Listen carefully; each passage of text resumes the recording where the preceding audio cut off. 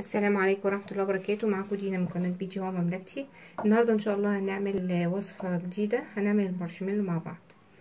المارشميلو طبعا علشان نعمله طريقته سهلة جدا، ما فيهاش اي حاجة على فكرة. دولا 400 جرام سكر. عايزة تعملوهم بال 400 جرام اوكي، عايزة تعملوهم بالكوباية المهم يكونوا عشان في فرق ما بين الكوبايه. انت ممكن تعمليها في مثلا كوبايه تفتكريها ان هي مج، كوبايه شاي صغيره. فانا عشان كده بقولك بالجرامات علشان يطلع معاك مظبوط. 400 جرام سكر، 100 مللي ميه، 3 معالق جيلاتين، و100 جرام عسل جلوكوز. لو ما عندكيش عسل جلوكوز عادي ممكن تعملي 100 جرام عسل اللي هو نص كوبايه. تمام، ال 100 جرام بياخد نص كوبايه. تمام، احنا دلوقتي حطيت العسل علشان لازم ان انا اعمله مظبوط، فانا محطتوش في مثلا طبق زي ده كده علشان هياخد اكيد من الطبق، هياخد له شويه يعني. فاحنا اول حاجه هنحطها العسل، عسل الجلوكوز او العسل العادي، وبعد كده هحط عليهم السكر. دول 400 جرام هنزلها عشان ده بالوزن.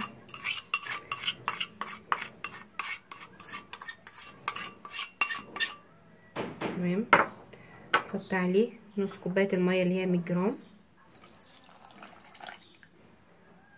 وهحط الكلام ده كله هحطه على البوتاجاز يغلي لمده 7 ل 8 دقايق. كده بقى هعمل الجيلاتين. الجيلاتين انا عايزه فيها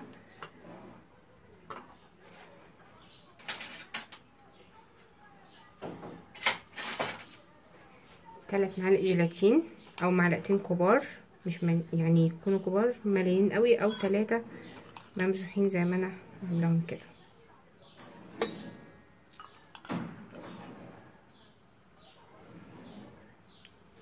تمام، عليهم برضو نص كوبايه ميه او 100 جرام ميه، وما يكونش ميه ساقعه، تكون ميه فتره.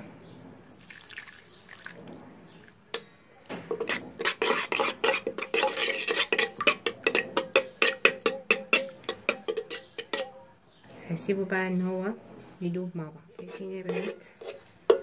بصوا يا جماعه، لو انا مش حاطه ميه دافيه مش هيعمل معايا كده، بقى عامله زي العجينه كده. ابتدي بقى ان انا انزل عليه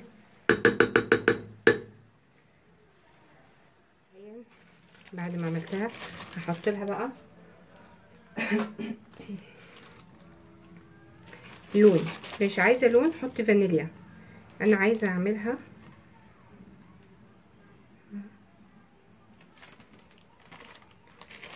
كده. اقلبها بقى عشان هي كده هتطلع لي لون احمر. عايزه بقى تعملي ازرق، عايزه تعملي بينك، عايزه تعملي باستاج، اي لون انت حباه اعمليه عادي. بس لما تيجي تحطي اللون هتحطيه في المرحله اللي انت خلاص هتنزلي فيها.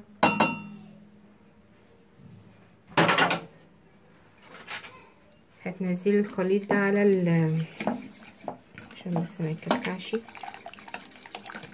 اللون اللي فيه، عشان اللون اللي انا حطاه خضره.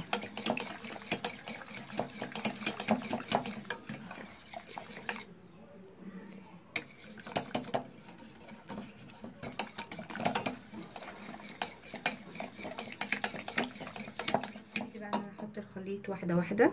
هحط الاول حبه وهضرب.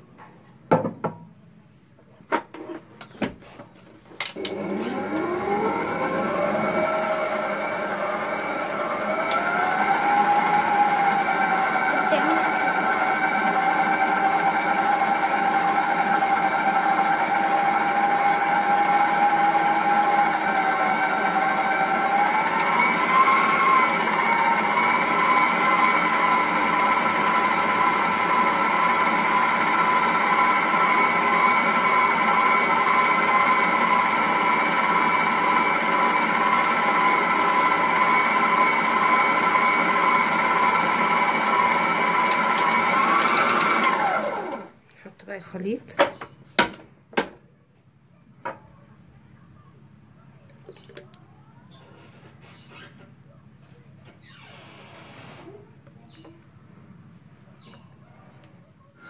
انا حطيت بقيه الخليط اهو.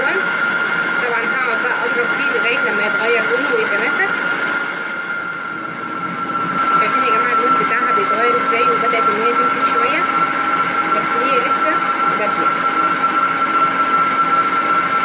نسيبها شويه تنضرب.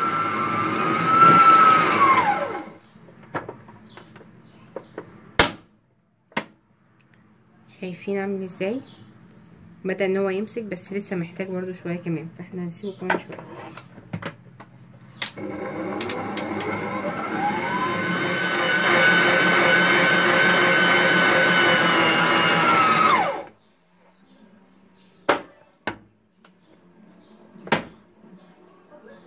شايفين بيجمد ازاي؟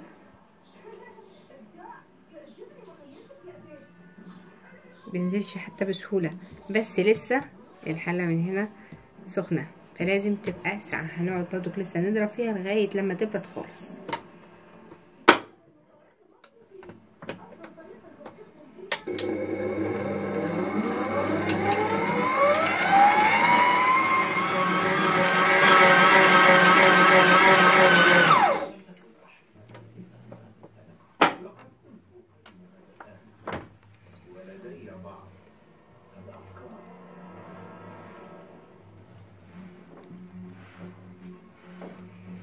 شايفين ماسكه ازاي؟ عامله زي اللبانه.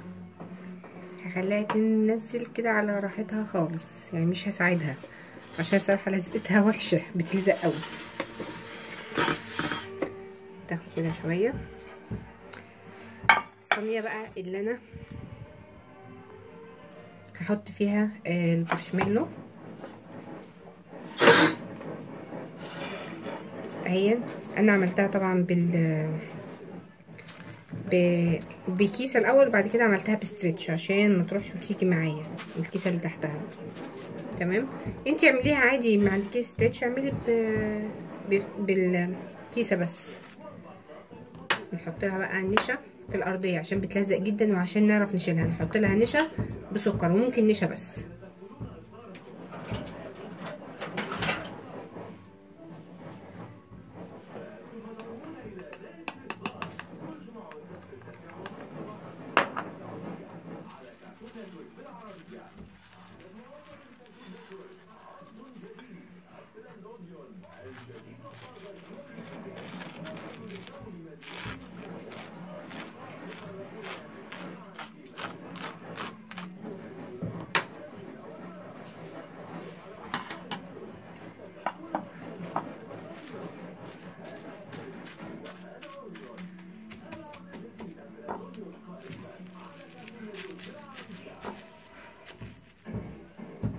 الاسترتش بيبقى بيترفع شويه، انا عايزه اخليه عشان يطلع بس مساوي.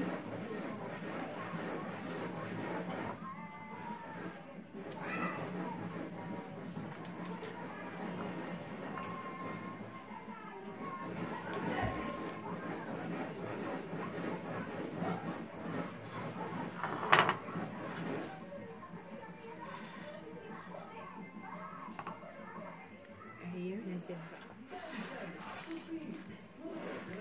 هحاول بقى ان انا انزلها لانها جامده جدا، مش عارفه بس عامله ازاي، عامله ازاي زي اللبانه.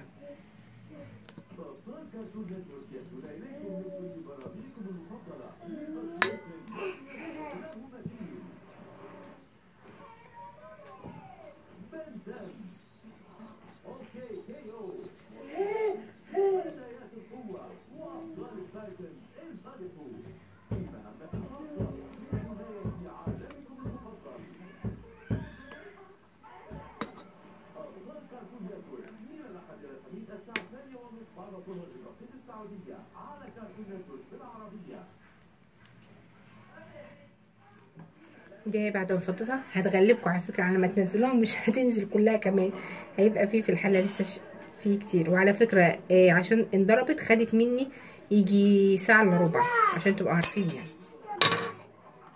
تمام، انا هحط بقى على وشها عشان هي عماله بتلزق بطريقه وحشه جدا صراحه، بتلزق عامله زي اللبانه.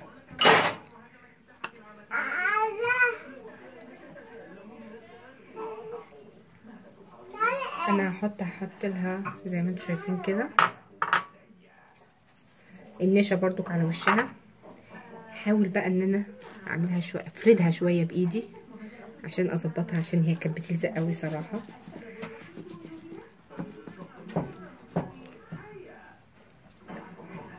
لما تيجي تقطعيها برضك هتعمليها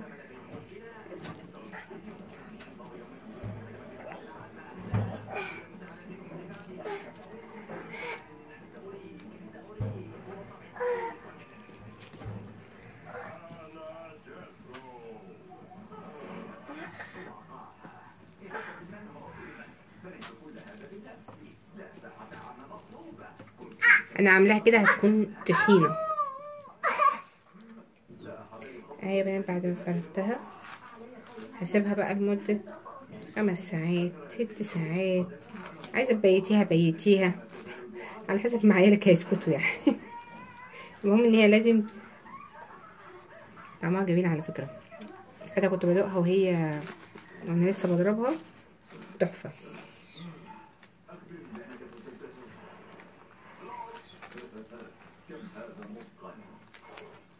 عشان تبقى بس مسويه.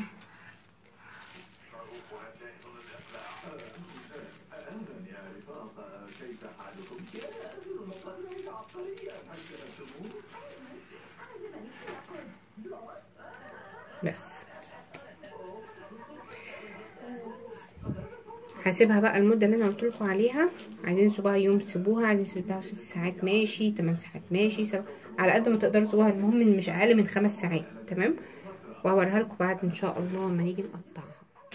وهي يا بنات بعد ما سبتها شويه طلعها الاول من الكيسه عشان نفض.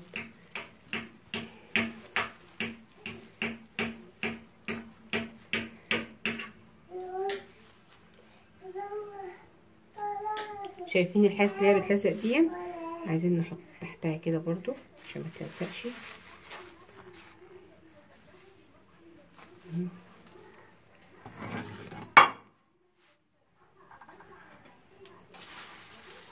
نحط بقى الكيس ديت عشان احنا هنعوزها واحنا بنقطع.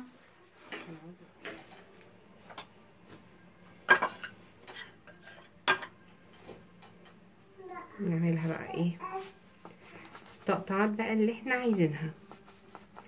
السكينة طبعا بتلزق، ده شيء طبيعي.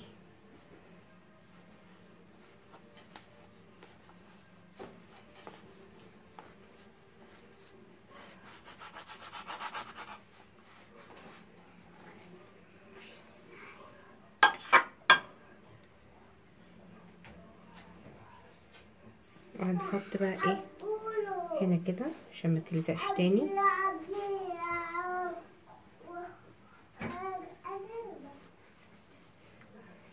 طبعا حطيت على السكينة عشان برضو ما تلزقش تاني.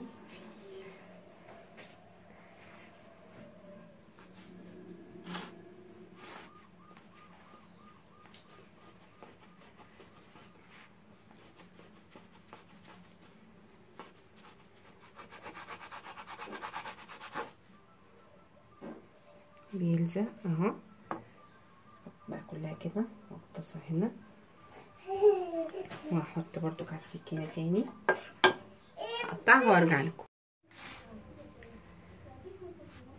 انا سبت اهوت فاضل لي هنا 2 بقطعها. كنت عايزه بس اوريكم بقطعها ازاي. بقطعها مكعبات الحجم اللي انت شايفاه ان هو مناسب ليكي قطعيه بيه.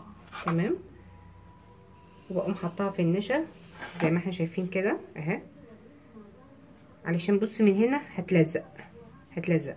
فلازم ان انا احطها سكر بنشا او نشا بس اللي يريحك. تمام.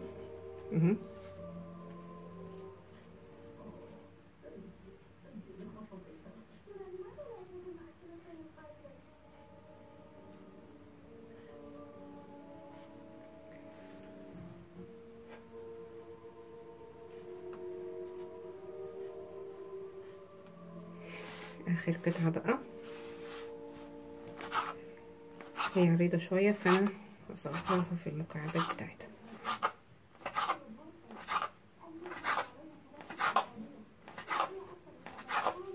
هوريكم الكميه اللي هي طلعتها لي، كميه ما شاء الله كتير جدا يعني، وحلوه طبعا. انتوا عارفين ان الاطفال بيحبوا المارشميلو جدا.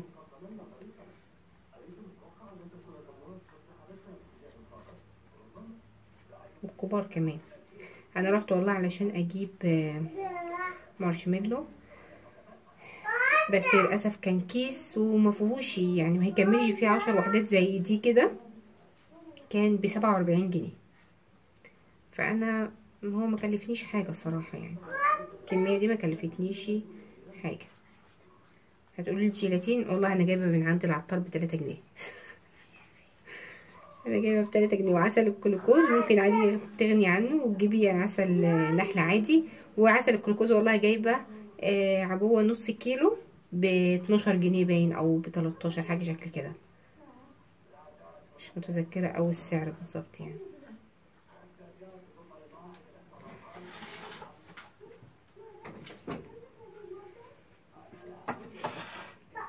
بصفيها هي يعني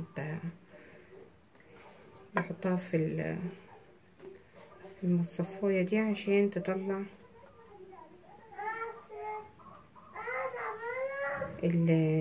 السكر والنشا اللي فيها زياده.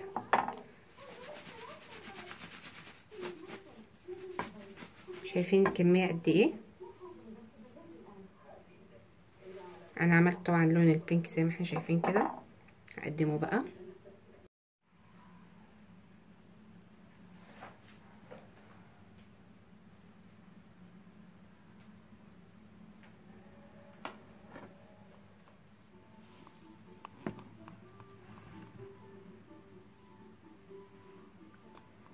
وده يا جماعه المارشميلو بعد ما قدمناه. هو مش عارفه في الكاميرا باين ان هو غامق شويه، بس هو لونه بينك، لونه روز خالص، وطعمه ما شاء الله جميل جدا. الكميه دي كلها ما كلفتنيش فعلا. انا كنت جايبه جيلاتين ب3 جنيه، ولسه باقي عندي كمان يكفيني كمان اعمل حبه قد دولن. الجلوكوز برضو كان نص كيلو، انا ما استخدمتش منه غير 100 جرام، وكنت جايبه العلبه على بعضها. كنت جايبه العلبه دي اهي،